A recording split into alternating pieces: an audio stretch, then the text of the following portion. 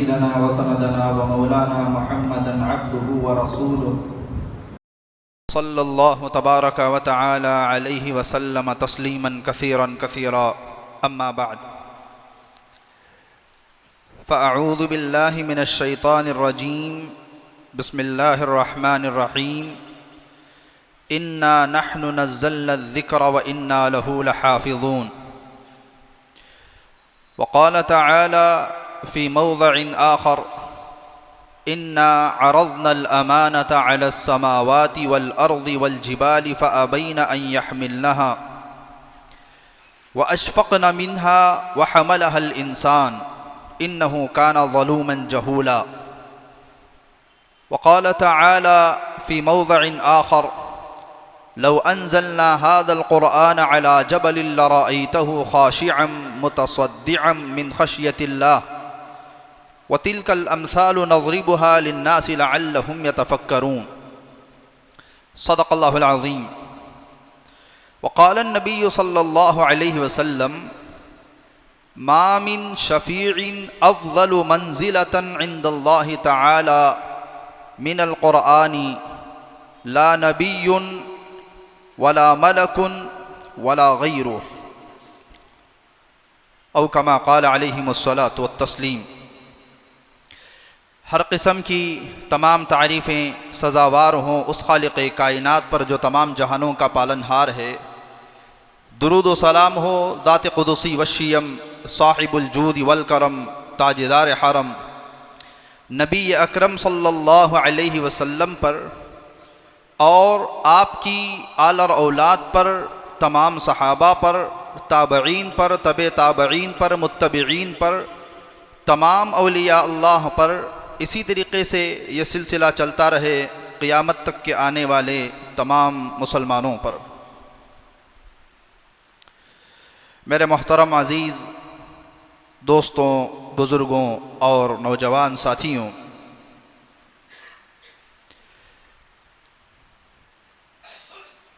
آج کل جو ہے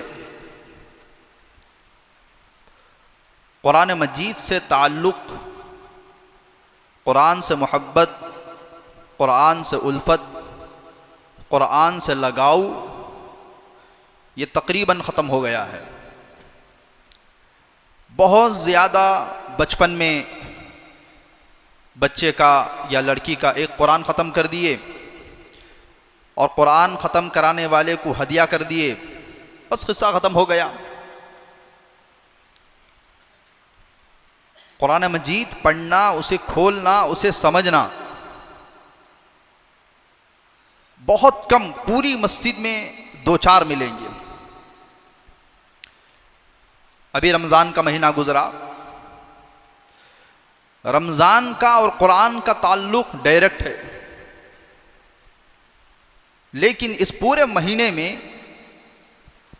جو اس گنہگار نے غور کیا، ہماری اس مسجد کے اندر 2 سے 4 لوگ تھے کثرت سے قرآن پڑھنے والے. اتنا بڑا مجمع ہے. فضائل اعمال کی تعلیم آپ حضرات روزانہ سنتے ہیں. شیخ الحدیث حضرت زکریا صاحب رحمۃ اللہ علیہ، حضرت کے بارے میں ایک واقعہ لکھا ہے کہ رمضان میں جب حضرت نے تراویح میں قرآن ختم کر دیا، 2-4 دن بچ گئے، تو گھر کی عورتوں نے، گھر کی مستورات نے، نانی ہے، دادی ہے، ماں ہے، خالہ ہے، پھوپھی ہے، انہوں نے درخواست کی کہ بیٹا تم تو دنیا بھر کو قرآن سناتے ہو، ہمیں بھی تو قرآن سنا دو تراویح میں، ہم تو قرآن سننے سے ہی محروم رہیں. تو حضرت نے کہا کہ ٹھیک ہے آج سنا دیتے ہیں. بہت زیادہ حضرت سے درخواست کی گئی. افطار کے بعد بہت مختصر افطار کرتے تھے، ہماری طرح نہیں کہ اذان سے پہلے بھی سموسہ بھی شربت ہے، پھر اذان کے بعد بھی ہے، پھر تراویح کے بعد بھی ہے، پھر سحری بھی ہے. ایسے نہیں کرتے تھے وہ لوگ. مغرب کی نماز پڑھی، مختصر سے انہوں نے روزہ کھولا، تراویح کے لیے کھڑے ہو گئے. مستورات تھیں گھر کی. تراویح میں صبح سے پہلے ایک قرآن مکمل آپ نے سنا دیا. 20 رکعت میں مکمل قرآن سنا کر کے جب بیٹھے تو حضرت نے سوچا آج کے بعد گھر کی عورتیں پھر نہیں کہیں گی دوبارہ کہ تراویح میں کیا سناؤ، قرآن سناؤ۔ تو حضرت کی نانی تھی یا غالباً دادی تھی، انہوں نے بلایا۔ یہ حضرت کی بالکل جوانی کا قصہ ہے۔ بلا کر کے کہا بیٹے شاید تم نے یہ سمجھ لیا ہوگا کہ آج میں نے تراویح میں قرآن سنا کر کے بڑی تیر مار لی، یہ تو ہمارا روزانہ کا معمول ہے، تم نے کون سا نیا کام کر دیا؟ گھر کی مستورات ہیں، بوڑھی عورتیں ہیں، لیکن وہ ہمیں تو قرآن پڑھنا ہی نہیں آتا ہے۔ قرآن سے اتنی زیادہ محبت رکھتے تھے امام ابو بکر بن مجاہد رحمۃ اللہ علیہ۔ یہ جو 7 قراتیں جمع کی ہیں، قرآن جو ہے 7 لغت کے ساتھ اتارا گیا ہے، یعنی تھوڑی تھوڑی تبدیلی کے ساتھ میں۔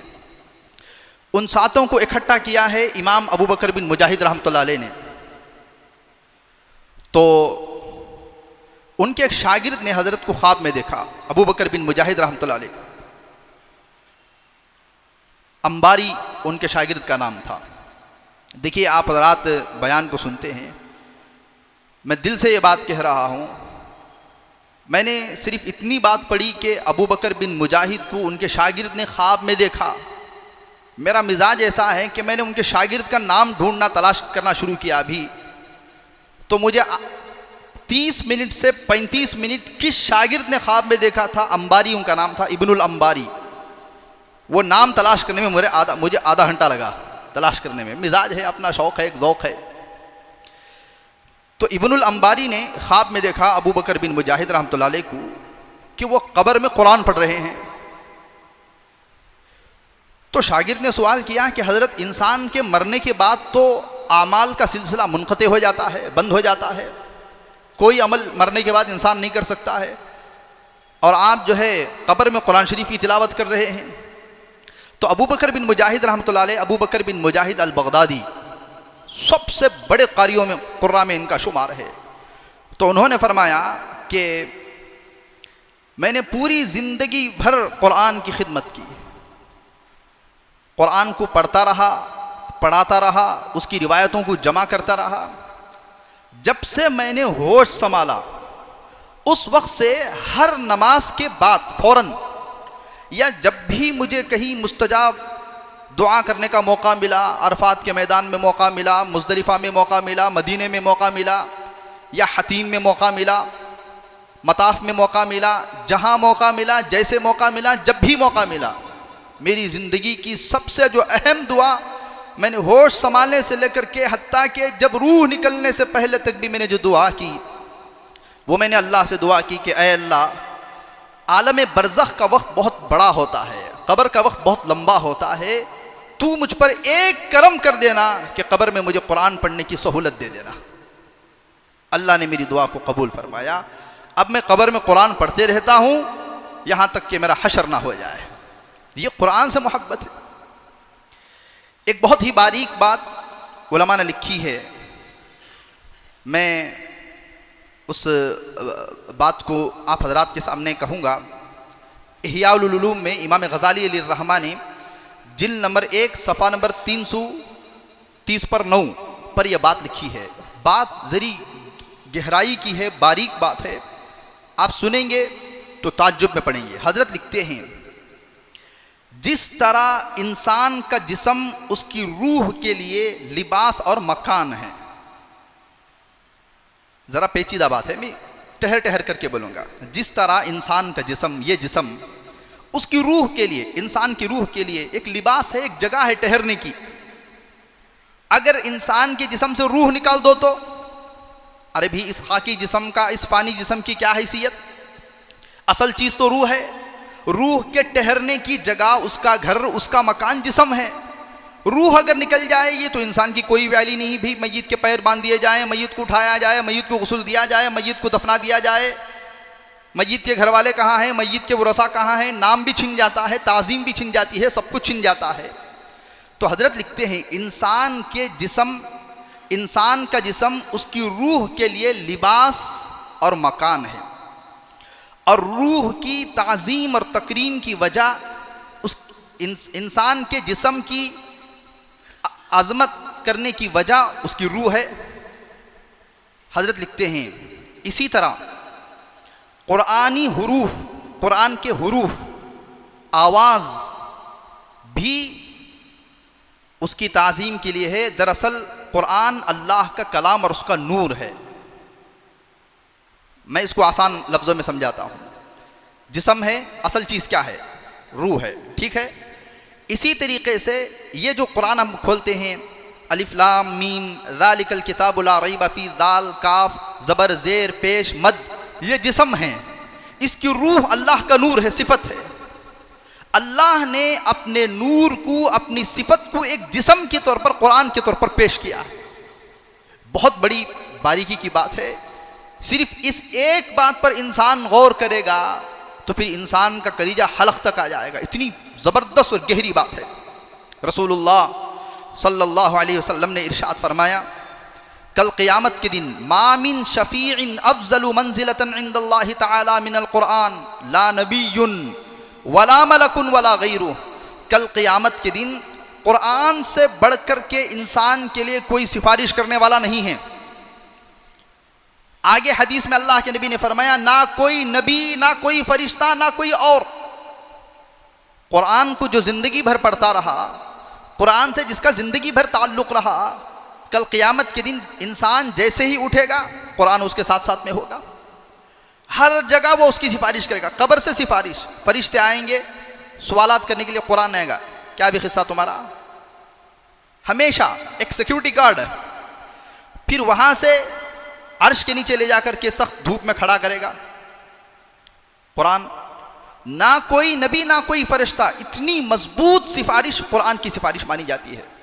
آگے دیکھیے، اللہ رب العزت نے اس دنیا کو پیدا کرنے سے 1000 سال پہلے قرآن مجید فرشتوں کو پڑھ کر کے سنایا۔ سورہ طٰہٰ، سورہ یاسین۔ لما سمعت الملائکۃ القرآن، جب فرشتوں نے قرآن کو سنا، قالت، تو فرشتوں نے کہا، طوبیٰ لأمۃ ینزل علیہم ھذا، بڑی مبارکبادی ہے، بڑی خوشخبری ہے اس امت کے لیے جس امت پر یہ کلام اتارا جائے گا۔ وطوبیٰ لأجواف تحمل ھذا، بڑی مبارکبادی ہے ان سینوں کے لیے، ان پیٹوں کے لیے جن پیٹ میں، جن سینوں میں یہ قرآن محفوظ ہوگا۔ وطوبیٰ لألسنۃ تنطق بھذا، بڑی مبارک زبانیں ہیں وہ زبانیں جن زبانوں سے یہ کلام کو پڑھا جائے گا۔ فرشتوں نے رشک کیا، تعجب کیا۔ علامہ ابن کثیر رحمۃ اللہ علیہ فرماتے ہیں، عربی عبارت وقت کی تنگی کی وجہ سے میں چھوڑتا ہوں، سورہ یوسف میں انا جعلناہ قرآنا عربیا لعلکم تعقلون، اس کی تفسیر میں حضرت لکھتے ہیں قرآن میں شرافت کی ساری چیزیں جمع ہو گئی ہیں۔ مثال کے طور پر کتاب، بہترین کتاب، زبان سب سے زیادہ اشرف زبان، جس رسول پر قرآن نازل ہوا رسول اللہ صلی اللہ علیہ وسلم سب سے افضل رسول، اور جس فرشتے کے ذریعے سے نازل ہوا سب سے افضل فرشتہ، جس جگہ پر نازل ہوئی مکہ اور مدینہ وہ دنیا کی سب سے بہترین جگہ، جس زمانے میں نازل ہوا رمضان تمام مہینوں میں افضل، جس دن نازل ہوا، جس رات نازل ہوئی لیلۃ القدر وہ تمام راتوں میں افضل۔ تو قرآن کے اندر ساری جو ہے تعظیم کی چیزیں جمع ہو گئی ہیں۔ اب دیکھیے، فرمایا اللہ کے رسول علیہ الصلوۃ والسلام نے، اہل القرآن اہل اللہ و خاصتہ، کیا جملہ ہے! قرآن والے یہ اصل اللہ کے خاص لوگ ہیں، جو قرآن پڑھتے ہیں، پڑھاتے ہیں قرآن میں، یہ اللہ والے ہیں، اہل اللہ ہیں، قرآن اللہ کے خاص VIP لوگ ہیں۔ عبداللہ ابن عمر رضی اللہ عنہ رسول اللہ صلی اللہ علیہ وسلم سے روایت کرتے ہیں، من قرأ القرآن استدرج النبوۃ بین کتفیہ الا انہ لا یوحى الیہ لا ينبغی لصاحب القرآن ان یحد مع من یحد ولا یجہل مع من یجہل وفی جوفہ کلام اللہ۔ جس آدمی نے قرآن کریم پڑھا اس نے علوم نبوت کو اپنے پسلیوں کے اندر جمع کر لیا، اور گویا اس کی طرف وحی نہیں کی جاتی ہے، وحی ایک نہیں اترتی ہے، بقیہ نبوت کا جو علم ہے، نبی کو اللہ نے جو علم دیا وہ سارا علم اس نے اپنے سینے میں اتار لیا، محفوظ کر لیا، نبوت والا علم۔ پھر فرمایا صاحب قرآن کے لیے مناسب نہیں ہے کہ وہ غصہ کرنے والوں کے ساتھ غصہ کرے، جاہلوں کے ساتھ وہ جو ہے ان کے منہ لگے، یہ قرآن والوں کے لیے جو ہے مناسب نہیں ہے۔ ابو ہریرہ رضی اللہ عنہ فرماتے ہیں نبی کریم صلی اللہ علیہ وسلم نے ارشاد فرمایا یجیء القرآن یوم القیامہ، قیامت کے دن قرآن جو انسان اس کو پڑھتا رہا، اس کو سمجھتا رہا، اس میں غور و فکر کرتا رہا، اس میں تدبر کرتا رہا، کھول کر کے بیٹھتا رہا، وہ ایک دم سامنے آ جائے گا۔ فیقول، اور کہے گا یا ربی، اے رب، حلی، اس کو جوڑا پہناؤ، کپڑے پہناؤ اسے، یا اللہ، اللہ تعالیٰ بزرگی کا، کرامت کا لباس پہنائیں گے۔ فیقول، پھر کہے گا یا ربی زدہ، اب بھی پہناؤ، اللہ تعالیٰ پھر اس کے بعد اسے صدری پہنائے گا، زدہ، اور کیا ہو سکتا ہے، اور مزید کپڑے شایا پہنائے گا، اور جو خوبصورتی کی چیزیں ہیں، ایک لباس پہنا دیے، اور لباس پہنا ہو تو پھر صدری، پھر واج، پھر شایا، پھر رومال، پھر قبہ، پھر یہ چیزیں خوبصورتی کے لیے۔ پھر فرمائے گا قرآن یا ربی زدہ، اور پہنا، اللہ تعالیٰ اسے زیور پہنائیں گے، زیورات، ہیرے موتیوں کے زیورات، پھر انگوٹھی، پھر گلے میں مالا، پھر یہ ساری چیزیں پہ جائیں گے۔ ثم یقول، پھر کہے گا یا رب ارض عنہ، اس شخص سے راضی ہو جا۔ اللہ مسکرا کر کے کہیں گے قرآن کو دیکھ کر کے، جا میں راضی ہوا، میں اس سے راضی ہو گیا۔ تو یہ حدیث میں قرآن کی عظمت کو بیان کیا گیا ہے۔ اللہ تعالیٰ قرآن کی وجہ سے انسان کو ایسے مقام پر پہنچاتے ہیں جس کی کوئی حد نہیں ہے۔ ایک صاحب پڑھنا نہیں آتا تھا قرآن، ان پڑھ تھے، زبان موٹی ہو گئی تھی، بڑی عمر کے ہو گئے تھے، بڑی عمر میں جا کر کے قرآن کے پڑھنے کا شوق ہوا، لیکن پڑھ نہیں پا رہے ہیں۔ امام صاحب کے پاس، مولوی صاحب کے پاس آئے، لیکن قرآن زبان پر چڑھ نہیں رہا ہے۔ بہت کوشش کی، تھک ہار کر کے اب انہوں نے ہمت ہار لی کہ قرآن میرے پر نہیں چڑھ رہا ہے، زبان پہ نہیں چڑھتا ہے۔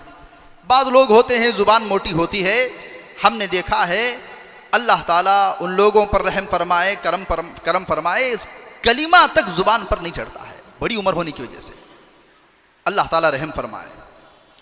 اب وہ کیا کیے، وہ صاحب قرآن مجید کو اٹھائے، روزانہ کھول کر کے بیٹھ جاتے، ہر آیت کے ختم پر الف لام میم ذالک الکتاب لا ریب فیہ ھدی للمتقین الذین یؤمنون بالغیب ویقیمون الصلاة ومما رزقناہم ینفقون۔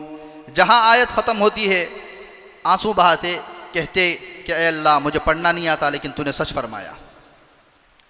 ایسے کرتے کرتے وہ قرآن کے ختم تک جاتے تھے، روزانہ تو نے سچ کہا، تو نے سچ کہا، تو نے سچ کہا، تو نے سچ کہا، اس کے علاوہ اس کو اور کوئی پڑھنا نہیں آتا۔ انتقال ہوا، خواب میں دیکھا گیا، پوچھا گیا کہ بھی کیا ہوا، کہا اللہ نے بڑا رحم فرمایا، بڑا کرم فرمایا، اللہ نے میری مغفرت فرمائی اور میرا حشر حفاظ کے ساتھ کرنے کا اللہ نے فیصلہ فرمایا۔ درد دل میں، تمنا، تڑپ۔ قرآن مجید دنیا کے اندر بھی عزت بخشنے والی کتاب ہے، آخرت کے اندر بھی عزت بخشنے والی کتاب ہے۔ عرب کا ایک بہت بڑا مکے کا ایک تاجر تھا، سلام بن جبیر، سلام بن جبیر، بڑا تاجر، ملک شام گیا۔ وہ لوگ تجارت کرتے تھے، مکے کے لوگ چھوٹے موٹے تاجر نہیں تھے، مکے کے لوگ اتنے بڑے تاجر تھے، پوری دنیا کی تجارت ٹریڈنگ ان کے ہاتھ میں تھی، اتنے بڑے تاجر تھے۔ یہ موقع نہیں ہے سمجھانے کا۔ آج بھی دنیا میں یمن دیکھ لیجئے، دوسرے ممالک دیکھ لیجئے، ان کے پاس سمندر میں ایسی گزرگاہیں ہیں کہ اگر وہ ان گزرگاہوں کو بند کر دیں تو ادھر کا مال ادھر جانا بند ہو جائے۔ اسے کہتے ہیں پوری دنیا کے تجارت پر کنٹرول ہونا۔ تو مکے کا پوری دنیا کی تجارت پر کنٹرول تھا۔ تو یہ سلام بن جبیر ملک شام گئے، چیزوں کو خریدا، وہاں پر دیکھا کہ غلام ہے، وہ دور میں غلاموں کو خریدتے تھے، لا کر کے دوسری جگہ بیچتے تھے۔ ایک غلام جو ہے کالا کلوٹا، دبلا پتلا، مریل سا، کم قیمت دے کر کے اس کو خرید لیا۔ سالم اس لڑکے کا نام تھا، 13-14 سال کا لڑکا تھا۔ اس کو ملک شام سے مکہ جانے سے پہلے مدینہ آئے، مدینے کے بازار میں وہ 3 دن تک ٹھہرے رہے، پورا مال بک گیا، یہ غلام باقی رہ گیا، 13 سال کا سالم، کوئی خریدتا ہی نہیں ہے۔ اب انہوں نے کیا کیا، دیکھ میں چند دن مدینے میں ٹھہرا ہوں تو ایک چک میرے پاس مال باقی رہ گیا ہے، 1 پیس آخری۔ اب تجھے جبتے تیرا انتظار کرتے کرتے میں اس دھوپ میں تو کھڑا نہیں ہو سکتا ہوں، صبح ہوتے ہی تو خود بازار میں چلے جانا، کھڑے رہنا، جو بول لگانے کے لیے آئے میرے پاس لے کر کے آ جانا، تیری یہ قیمت ہے، میں نہیں کھڑوں گا تیرے ساتھ میں۔ اب وہ صبح سے شام تک دھوپ میں کھڑے رہتے تھے، سالم 13-14 سال کا لڑکا، کوئی خریدنے کے لیے تیار نہیں۔ جب 1 سے 2-4 دن، 1 ہفتہ دیکھا گیا کہ بازار کے بیچ میں یہ سالم لڑکا 13-14 سال کا مریل دبلا پتلا کھڑا ہوا ہے، اور کوئی اس کے اندر کوئی ایسی کوالٹی نہیں ہے جس سے دیکھ کر کے غلاموں کو بھی، غلام اگر خرید رہا ہے آدمی ہٹا گٹا ہو، خوبصورت ہو، کام آ سکتا ہو، کام کر سکتا ہو، خدمت کر سکتا ہو، اور اس دور میں خوبصورت غلام خریدتے تھے تاکہ آنے والے لوگوں کو شرف حاصل ہو کہ اس کے غلام، اس کے نوکر کتنے ہینڈسم ہیں۔ بھئی ایک وزیر اعظم کی سیکیورٹی گارڈ ہوتی ہے، ان کے غلام ہوتے ہیں، ان کی خوبصورتی، ان کی فٹنس، ان کی ساری چیزیں، وہ دور غلاموں کا دور تھا۔ مدینے میں ایک خاتون رہتی تھی، سبیتا ان کا نام تھا، انہوں نے دیکھا تو رحم آ کر کے ان کو اس قیمت پہ خرید لیا، سالم کو۔ اب دیکھیے یہ جو سلام بن جبیر یہ مکے کو آ گئے، مکے کو آ کر کے جب تاجروں کے سامنے بیٹھتے ہیں تو انہوں نے کہا ایک ایسا غلام خریدا تھا، کون بھی نہیں خریدتے تھے، مدینے میں ایک لڑکی بہت اونچے اخلاق والی، انہیں رحم خاکوں سے ضرورت نہیں تھی، وہ لڑکے کو اس نے خرید لی۔ تو چونکہ تاجروں کے درمیان میں بات ہو رہی تھی، مکے کے ایک بہت بڑے تاجر جن کا نام مولا حذیفہ تھا، مولا بن حذیفہ تھا، ان کو ایک اچھی رشتے کی تلاش تھی لڑکی کی۔ فوراً انہوں نے یہ خوبی دیکھی تو مدینے کو سبیتا نامی لڑکی کو نکاح کا پیغام بھیج دیا، نکاح ہو گیا، سالم بن مولا بن حذیفہ کا نکاح سبیتا نامی لڑکی سے ہو گیا۔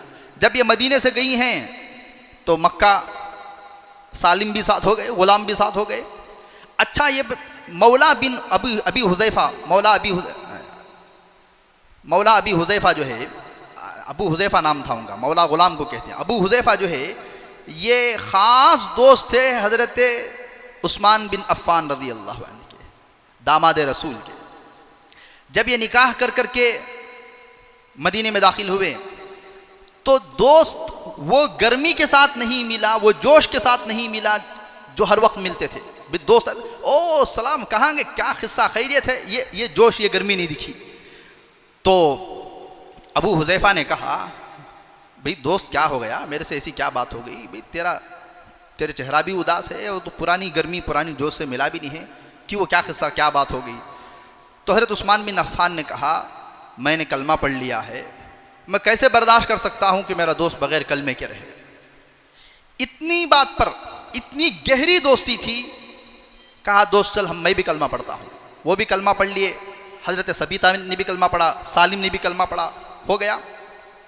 اب یہ حضور پاک علیہ الصلوۃ والسلام کی خدمت میں ہمیشہ رہتے تھے۔ ان کی سبیتا نامی جو ان کے غلام تھے انہوں نے آزاد کر دیا تھا، بعد میں آزاد کیا تو سالم نے کہا نہ میرا کوئی باپ ہے نہ کوئی ماں ہے، میری کوئی رشتہ دار نہیں، میں کہاں جاؤں؟ تو ابو حذیفہ نے کہا میں تجھے اپنا بیٹا بنا لیتا ہوں، تو یہی رہو، اللہ کے نبی کے پاس جا، قرآن سیکھتے رہے۔ اب مجھے یہ اصل میں کہنا ہے، حضور پاک صلی اللہ علیہ وسلم کی خدمت میں آتے تھے، جو قرآن نازل ہوتا تھا اسے سیکھتے تھے، کوئی کوالٹی نہیں، لیکن ایک خوبی نکھر کر کے آئی، اللہ نے آواز بڑی اچھی دی تھی، بڑی پیاری آواز، اتنی پیاری آواز۔ ایک مرتبہ سالم مولا ابی حذیفہ قرآن پڑھ رہے تھے تو اللہ کے نبی صلی اللہ علیہ وسلم جا رہے تھے تو دیکھتے ہوئے کھڑ گئے، پھر ہاتھ اٹھایا اللہ نے کہا تمام تعریفیں اس اللہ کے لیے جس مالک نے، جس اللہ نے میری امت میں ایسے قرآن پڑھنے والے پیدا فرمائے۔ حضور پاک علیہ الصلوۃ والسلام جب ہجرت کر کے مدینہ گئے ہیں تو آپ جانتے ہیں چند دن مسجد قباء میں ٹھہرے تھے، شروع میں قباء مسجد بن کو، بعد میں آپ مسجد نبوی کی طرف آگے بڑھے، سو 1 ہفتہ 10 دن یہاں پر ٹھہرے ہوئے تھے۔ اب جب قباء سے جانے کا موقع آیا تو حضور پاک صلی اللہ علیہ وسلم کی موجودگی میں جس امام کا سب سے پہلے تعین ہوا مسجد قباء میں وہ سالم بن مولا ابی حذیفہ ہے۔ قرآن پڑھتے تھے، آپ کے پیچھے پڑھنے والوں میں، آپ کے مصلیوں میں جو آپ کے بالکل پیچھے رہتے تھے وہ حضرت عمر بن خطاب رضی اللہ عنہ تھے۔ حضور پاک علیہ السلام نے ایک مرتبہ حضرت عمر سے فرمایا، عمر سالم کا کیا حال ہے؟ کہا ہے یا رسول اللہ کیا قرآن پڑھتے ہیں، کیا قرآن پڑھتے ہیں۔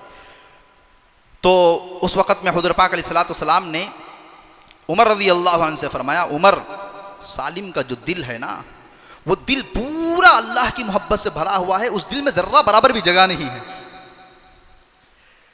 امیر المؤمنین عمر رضی اللہ عنہ جب دنیا سے جانے کا وقت آیا، ابو بکر صدیق رضی اللہ عنہ جب دنیا سے جا رہے تھے تو عمر رضی اللہ عنہ کو جو ہے خلیفہ مقرر کر کے چلے گئے۔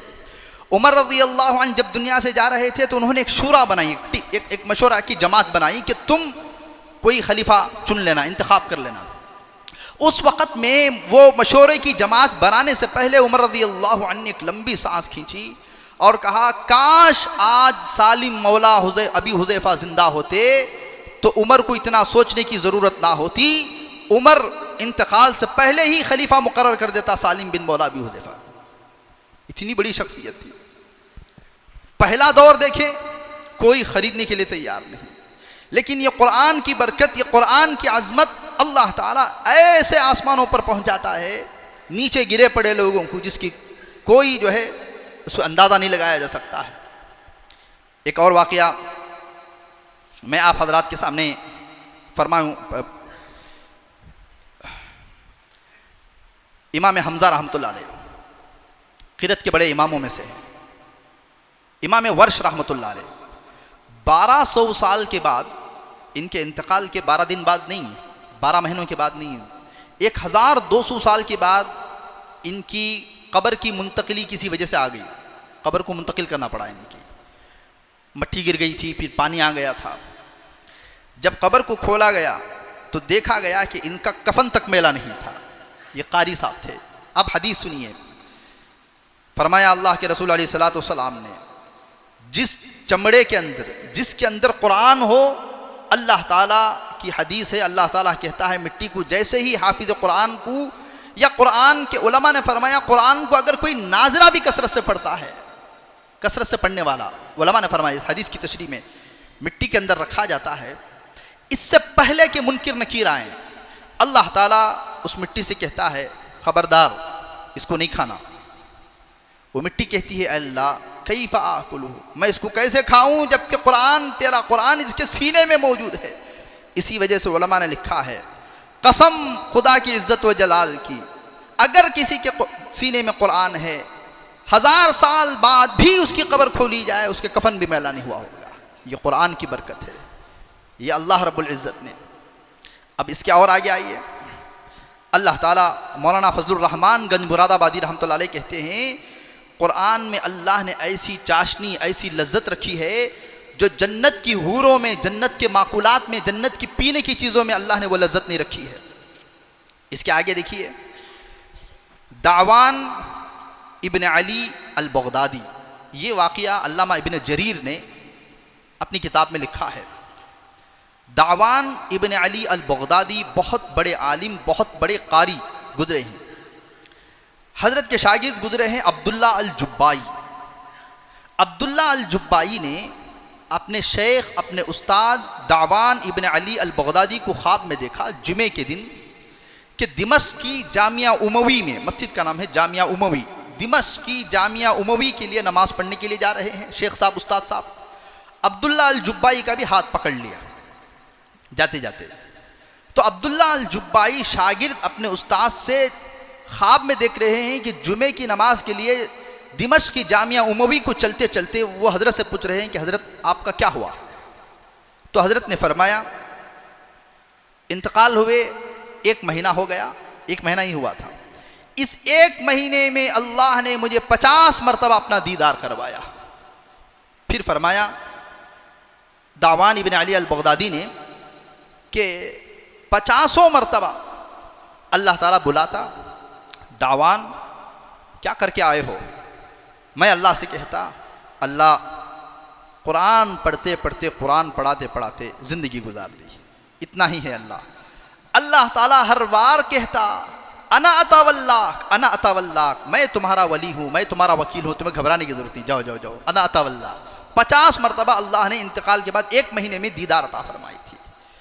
اللہ تعالیٰ کل قیامت کے دن بھی جنتی جب جنت میں چلے جائیں گے، جمعے کے دن ہوگا، جمعے کا دن ہوگا، اللہ تعالیٰ ساری جنتیوں کو بلائے گا، دعوت کرے گا، عرش کے نیچے جمع کرے گا.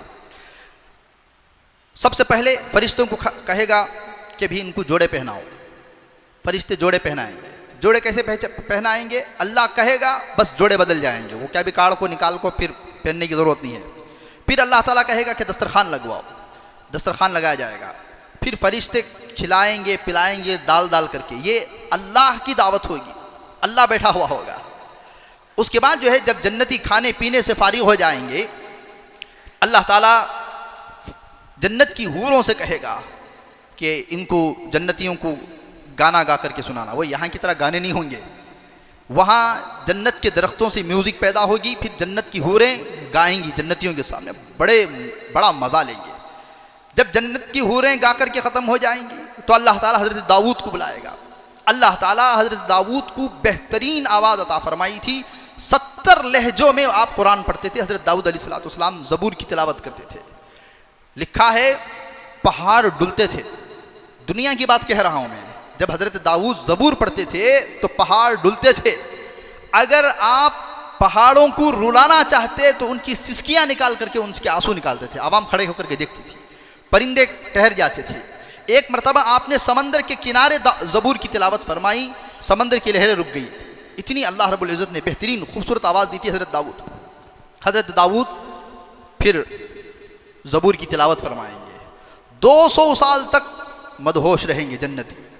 اس کے بعد اللہ تعالیٰ رسول کریم صلی اللہ علیہ وسلم کو بلا کر کے آپ کی زبان مبارک سے قرآن کو سنائے گا. اس کے بعد اللہ تعالیٰ کہے گا اور کسی چیز کی خواہش ہے؟ جنتی کہیں گے اے اللہ اس سے بڑھ کر کے اور کیا چیز کی خواہش ہو سکتی ہے؟ کہا نہیں نہیں. فرشتوں سے کہے گا یہ پردے ہٹاؤ. پردے ہٹائے جائیں گے. اللہ تعالیٰ اپنا دیدار کروائے گا. اللہ تعالیٰ اپنا دیدار کرانے کے بعد سورہ رحمان کی تلاوت فرمائے گا، اور وہاں بسم اللہ الرحمن الرحیم نہیں ہوگا، انا الرحمن انا الرحیم. وہاں تو اللہ خود موجود ہوگا. اللہ تعالیٰ قرآن کی تلاوت فرمائے گا. جنتی 1000 سال تک بے ہوش پڑے رہیں گے. عبداللہ ابن عباس رضی اللہ عنہ فرماتے ہیں اگر موت کو بھی موت اس وقت میں نہ آ گئی ہوتی تو انسان جو ہے سنتے ہی مر جاتے تھے، لیکن چونکہ موت کو بھی موت آ گئی ہے تو پھر مریں گے نہیں، پھر مدہوش رہیں گے. امام شافعی رحمۃ اللہ علیہ صرف فقہ میں مشہور نہیں تھے، فقہ کہتے ہیں مسائل میں مشہور نہیں تھے. امام شافعی رحمۃ اللہ علیہ جب مسجد میں رہتے تھے تو لوگ دور دراز سے آتے تھے، کہتے تھے کہ حضرت آپ کے پیچھے قرآن سننے آئے ہیں. امام شافعی رحمۃ اللہ علیہ خود لکھتے ہیں کبھی کبھی میں نماز میں جلدی رکوع کر دیتا، قرأت سے جلدی رکوع میں چلے جاتا. مجھے اس بات کا اندیشہ ہوتا کہ اگر میں اور تھوڑی دیر تلاوت کو جاری رکھا تو کسی کی جان نکل جائے گی. یہ قرآن کی تلاوت تھی. تو بہرحال عزیز دوستو بزرگوں، حسن صورت، کسی کا خوبصورت ہونا یہ نفس کی غذا ہوتی ہے، لیکن حسن صوت، کلام، یہ روح کی غذا ہوتی ہے. تو بہرحال اللہ تعالی ہم تمام کو قرآن مجید سے تعلق عطا فرمائے. یہ پورا مقدمہ تھا. ایک بات بولنے کی وجہ سے اتنا بڑا بیان کیا میں. وہ بات کیا ہے؟ اللہ کے لیے ہر گھر سے ایک حافظ بنائیں، قرآن سے تعلق پیدا کریں. اپنے بچے ہیں، کسی عالم سے مشورہ کریں. میرا بچہ 3rd میں ہے، 4th میں ہے، 2nd میں ہے، 5th میں ہے. 1 سال کے لیے بچے کو اسکول سٹاپ کر کے نکال کر کے بچے کو حافظ بنائیں. اس کے بعد آپ جو بنانا چاہتے ہیں، لائر بنانا چاہتے ہیں، انجینئر بنانا چاہتے ہیں، جو بنانا چاہتے ہیں بنائیں. ہم دنیا سے جائیں گے، یہ صدقہ جاریہ بنے گا. ہماری اولاد قرآن پڑھتی رہے گی. قبر میں بغیر، آپ کو معلوم ہونا چاہیے، کسی کا بچہ قرآن پڑھتا ہے تو باپ کو ایصال ثواب کرنے کی ضرورت نہیں ہے، خود بخود ایصال ثواب ہے. اسے منہ سے بولنے کی ضرورت نہیں ہے کہ اللہ میں نے جو کچھ پڑھا ہے اس کا ثواب جو ہے والد کو پہنچاؤ. بول دیا تو ٹھیک ہے، اچھی بات ہے، ورنہ آٹومیٹک سسٹم ہے پورا. ابھی تقریباً شوال 10 کو، شوال 12 کو، شوال 15 تک جو ہے مدارس کھل رہے ہیں. اللہ کے لیے ان مدارس میں اپنے بچوں کو لے جا کر کے اپنا بیسٹ بچہ، اپنا اچھا بچہ، دیکھیے عالم بنانا ٹھیک ہے، جسے طاقت ہے، جسے ذوق ہے، جسے شوق ہے وہ عالم بنائے، لیکن حافظ تو ضرور بنائے، ہر بچہ حافظ ہو۔ اس سے بڑی خوشی کی اور کیا چیز ہو سکتی ہے؟ قولی عمر میں ڈالیں گے، 7 سال 8 سال 6 سال کی عمر میں بچہ 1 سال سے 1.5 سال میں حافظ ہو جائے گا، اس کے بعد پھر کنٹینیو کرائیں۔ اچھا یہ 2 سال آپ حفظ کرا رہے ہیں تو 2-3 کتابیں جو ہے اس کی جو ضروری ہیں وہ پڑھا کر کے اسے کرسپونڈنگ کرا سکتے ہیں، پھر اسی کلاس میں جم کرا کر کے بچے کو ضروری نہیں ہے کہ پھر دوبارہ 5th میں بٹھانا، دوبارہ 4th میں بٹھانا، دوبارہ 3rd میں بٹھانا، بچے کو 2 سال جم کرا کر کے جس کلاس میں بچہ پڑھ رہا تھا اسی کلاس میں جمع کر کے 1 سال اگر ہم اسے اچھی طریقے سے پڑھا دیں گے، ہائر ایجوکیشن دے دیں گے، وہ پھر برابر آ جائے گا۔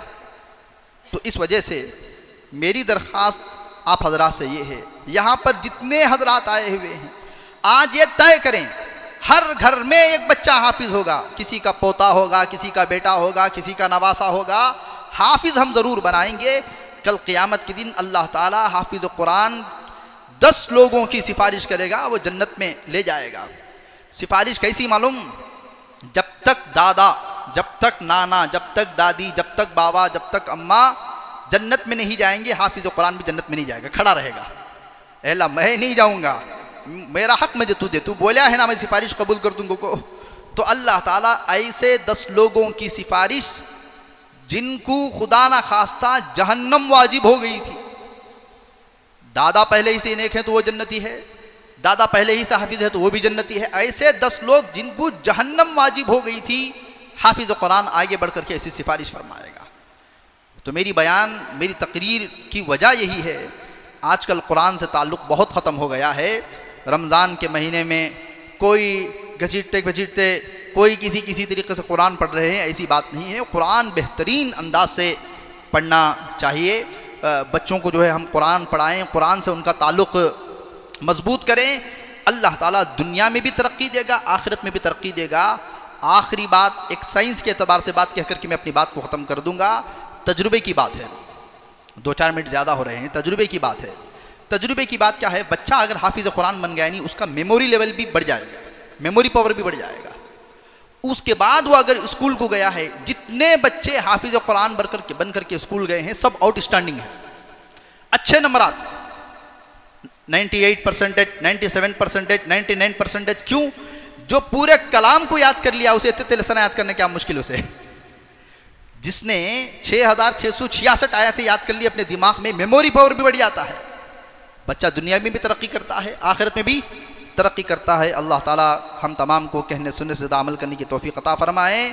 قرآن سیکھتے سیکھتے، قرآن پڑھتے پڑھتے، قرآن سکھاتے سکھاتے اللہ تعالیٰ اسی میں عمر اپنی فنا ہو جائے، اللہ تعالیٰ اسے فضل فرمائے۔ وآخر دعوانا ان الحمد للہ رب العالمین۔